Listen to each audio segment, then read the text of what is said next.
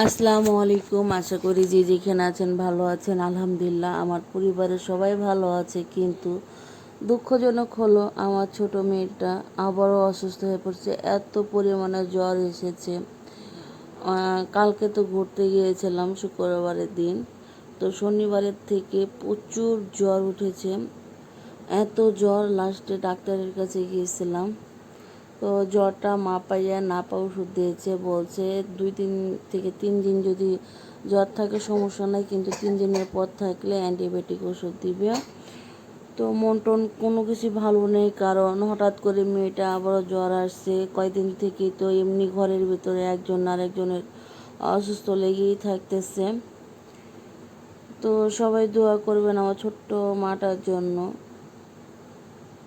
তো আজকে আমি ওরকম কোনো কিছু ভিডিও করতে পারি নাই, জাস্ট একটু একটু করে ভিডিও করেছিলাম। তো আমি লাউ দিয়ে ডাল দিয়ে রান্না করেছি, আর এদিকে পেঁপে আলু দিয়ে আমি নিরামিষ রান্না করব, মাছ ভুনা করব টমেটো দিয়ে। তো ভিডিওটা এই পর্যন্ত যারা দেখতেছেন প্লিজ একটা লাইক দিবেন, লাইকটা দিয়ে ভিডিওটা দেখা শুরু করবেন। আর ভিডিওটা ভালো লাগলে অবশ্যই সাবস্ক্রাইব করবেন। অনেকেই দেখতেছি যে ভিডিওতে এসে সাব করে গেলাম এবং বন্ধ করে গেলাম, পাশে রইলাম কেন? এই ধরনের কমেন্টগুলো আপনারা কি জানেন না যে ইউটিউব থেকে এগুলো বলা নিষেধ?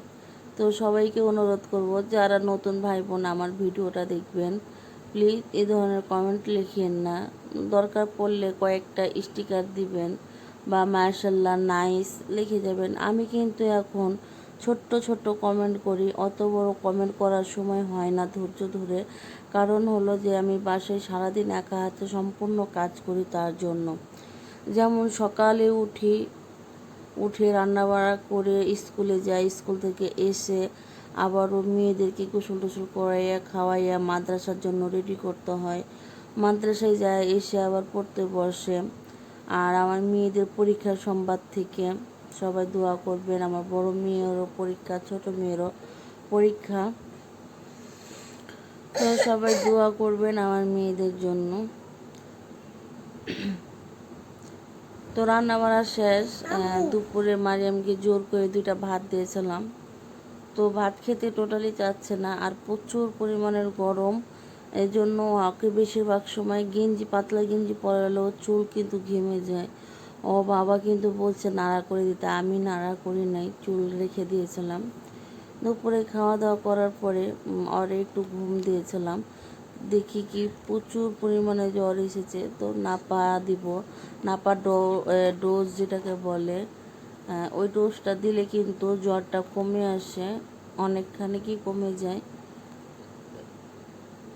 ডোজটা দেওয়ার পর শুয়ে পড়ছিল, কিন্তু আবারও অনেক জ্বর আসছিলো।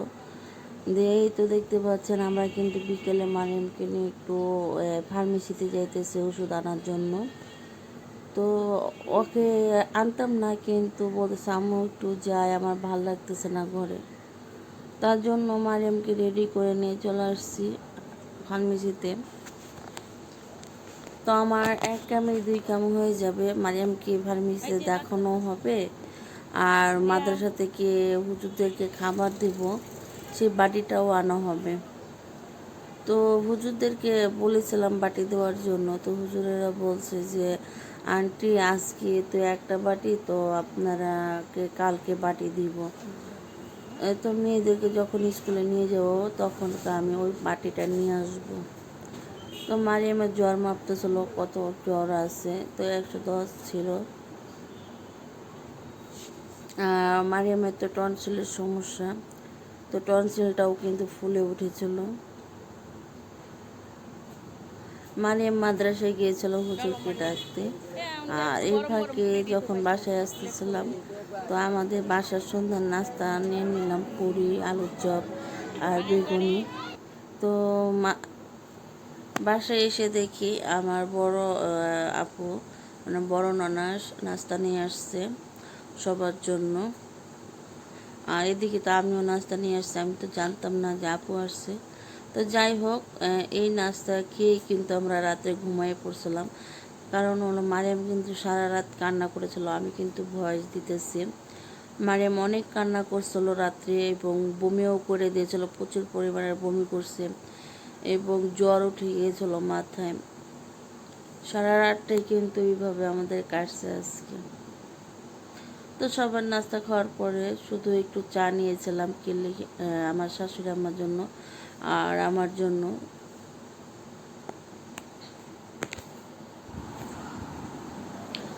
ভিডিওটা ভালো লাগলে অবশ্যই লাইক কমেন্ট সাবস্ক্রাইব করবেন।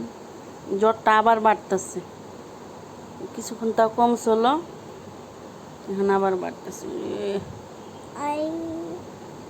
বুলি তা বুলি, একটু ঘুম দাও, ঘুম যাও।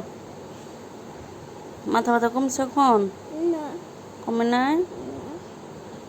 আরে আমার মাটা রে, প্রচুর মাথা ব্যথা করতেছিল। তো এই যে কম্বল গায়ে ঘুমাইতেছে, একটু ঘুমাই হলো একটু আরাম পাইব। আর এখানে আমি একটু সামান্য চা নিয়েছি, চিনি ছাড়া চা, তার জন্য অল্প নিয়েছি, শুধু দুধ দিয়ে।